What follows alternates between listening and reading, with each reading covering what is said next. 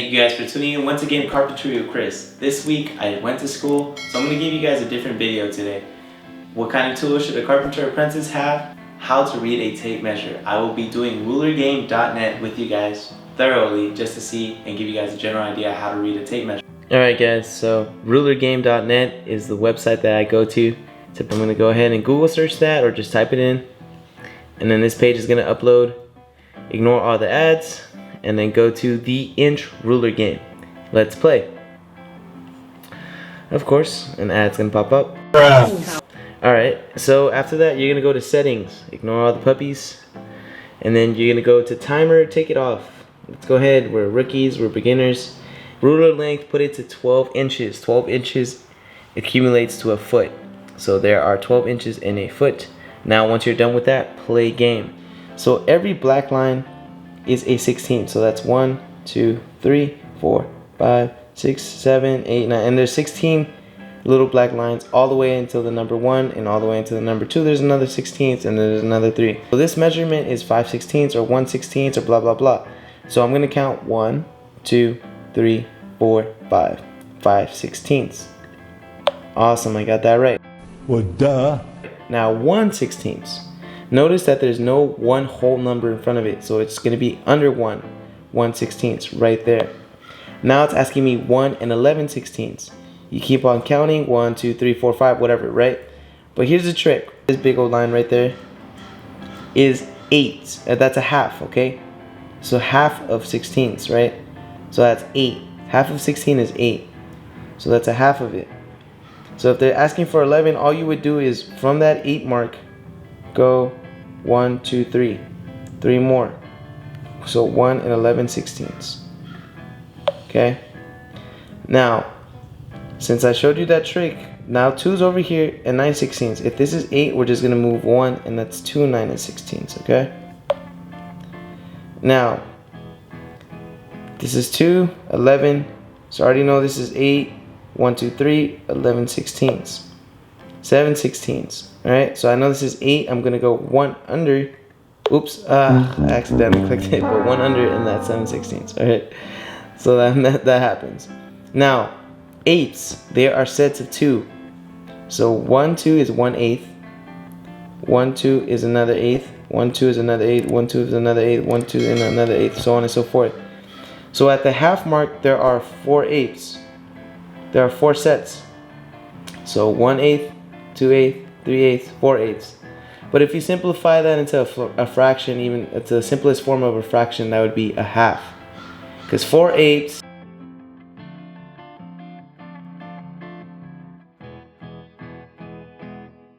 But anyway, so there goes 1 set, 2/8, 3/8, 4/8, which would simplest form would be in a fraction half. And then 5/8 right there. So remember where that half mark is, all you have to do is 2 to the right, and then that's 5/8. Now quarters, 3/4 is a quarter. So there goes 1 quarter, 2 quarters. But then 2/4 in simplest form would be a half, right? 3 quarters right there. That would be it right there. Every 4. So 2 and 3/4 right there. 1 and 5/16. So if this is a quarter, just add 1 more, and that's 5. 2. Now just counting 1, 2, 3, 3/16. 13/16. So if this one's all the way at the end, these ones all the way at the end, where the whole numbers are at, are 16ths. All I'm going to do is go down 3. 15, 14, 13. So 2, 13/16. And then if you reach level 8, that would be really good for you. So 1 and a quarter. So every 4 is a quarter. 1 and a quarter. 13/16. There's no whole number in front of it. So 1, 2, 3, right there. 1 and 7/8. All I would do is, if it's a 7/8, is I would go to the 16th and go down 2. 1, 2, and then that's the one right there. 1 and 7/8 right there. Whenever you get 7/8, right here, 1, 2, right there. That would be 7/8. And 3/4. So 1 quarter, 2 quarters, because every 4 is a quarter. 2 9/16. So if I know this halfway mark is 8 marks. If I go 1 more, that's 2 9/16. If it is 8, just go to 3. That's 1, 11, 16. So on and so forth. Just keep on practicing until you master it and you feel comfortable with it, because out there in the field they're going to ask. Hopefully this helps out. So this is the booklet that they're going to give you. It's called the Carpenter's Apprentice Record Book. This is a very important book. So categories that they have: concrete framework as a carpenter, framing as a carpenter, and finished carpentry as a carpenter, or something that's different, miscellaneous than A, B, and C. And what you do is you start putting them all one by one. For example, let's go to the month of March. So I did 6 hours of the first week. So what you're doing is you're going from top to bottom. So the first week I did 40 hours, the first week of March. So I did about 6 hours of concrete framework, 20 of framing, so on and so forth. Second week, go down. 9 hours of framework, 24, 8. I did 49 hours that week. My third week, I did 45, blah, blah, blah, so on and so forth. Now what I do is, on my phone, I keep like a note section. And every day I kind of write down what kind of work I did. This one I left empty for week 4. About 2 hours of concrete framework. Framing I did about 10. Finished carpentry I did about 10. And then the rest just has accumulated to 40. So 10 plus 10 is 20, 22. And then 18 is going to make it 40, because I did 18 hours. Now this week I know I did 10 hours worth. 2 hours of concrete. 10 plus 10, 20 plus 20, 40. And then another 2 to make it 42. So this is how I fill mine out, you know. I just add all these at the bottom. Each week you go from top to bottom, so on and so forth. This is important, so then you get to go to school, and it quickens the process. It helps out a lot. You have to accumulate a certain amount of hours. Now, the company that you work for, the job site, so for example, I'm working in is, I don't know, the Research Hospital of Success, I don't know. And then you need your supervisor's name, signature, the date that you were hired on that job site, their title. So it can be a foreman, a superintendent. I wouldn't get a journeyman's signature. I'd probably get a foreman's signature, just giving you guys a heads up. And then the day of layoff. If there is no day of layoff, just keep on putting still working. And then you have to get that every month.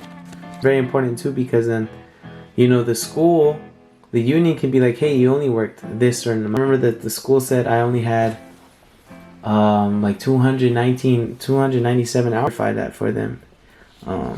Yeah, so just keep you guys updated and just stay focused. All right, that's done with this part of the record book. Any questions, just leave them down in the comments below. Some of the basic and essential tools that I was using was a speed square. Now this is a triangle, makes sense. But in every triangle there is a right angle, 90 degrees, that makes it square. So every time that you have a pencil with you, okay, and you line it up on the 2x4, you just line it up and mark it, and that's what's the purpose of the speed square. You can also do 45-degree cuts. It helps you get 45-degree angles and different sorts of cuts. A very important tool is a Stanley FatMax 25-foot tape measure. These are very important because they have a metal tip. You can extend it, and it takes quite some feet. I believe like 10 feet until it starts bending. I'm already at 6 feet, it's not bending.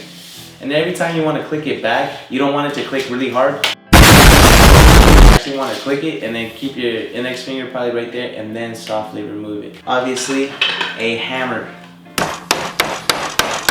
Okay, I'm using a stiletto hammer. Others with the wooden handle.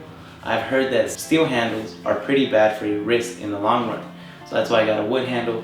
And obviously the hammer is to hit in nails, not screws.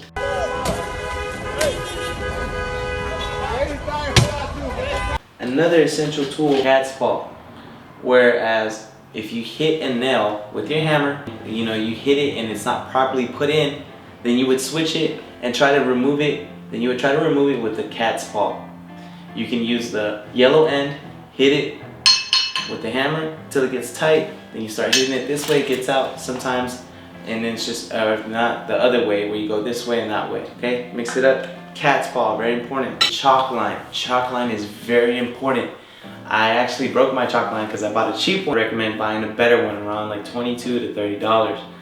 Another knife to cut drywall and to cut certain things. I don't know, that someone needs a string or so on and so forth. These are very handy. Learn how to change the blades on these and whatnot. Some dikes where you can cut off some tie wire, okay, and also turn it around where it grabs it, and you keep on turning it where it won't cut. And then I have some other tools, which are the pliers, which I don't have with me, but I will be showing you guys that later. Getting some markers to get different kinds of marks. Sometimes a pencil isn't going to be deep enough. Sometimes you're cutting metal and you're going to need a marker in order for you to kind of see the lining where you're going to cut it. Sooner or later you're going to need a torpedo level just to measure if everything is at level. Remember, the air bubble has to be in the middle. Torpedo level. Chisel, okay, a chisel. So this happens when you cut something and there's still some wood left over, and you kind of just scrape it off, and it helps it look more finer and more neat. Now if you want to be really fancy, you can get some earmuffs, construction earmuffs, also to protect yourself from when you're cutting with the Sawzall. You know, when you're using the impact drill, when you're using a rotary hammer, things do get really loud. And you want to think about your health and yourself in the long run. 10, 15, 20 years down the road as a carpenter, journeyman, foreman, so on and so forth. Once you really feel like you're getting comfortable and in the zone, buy some Occidental bags. As carpenters, you're going to be carrying all the tools from most trades, okay? So on the right side, I usually have my pencil because I'm right-handed, so I mark it. And then on my left-hand side, I have my speed squirt. I put some screws in here. I put some nails in here. I have a hex key. I've only used this once. I've only got it just in case. Other than that, that's pretty much it. Those are all the tools. Thank you so much for watching. Don't forget to subscribe and also to give it a like.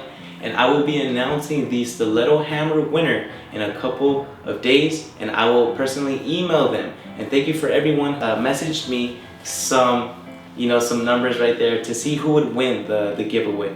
So thank you so much for participating, and on to the next one. Thank you. Hasta luego.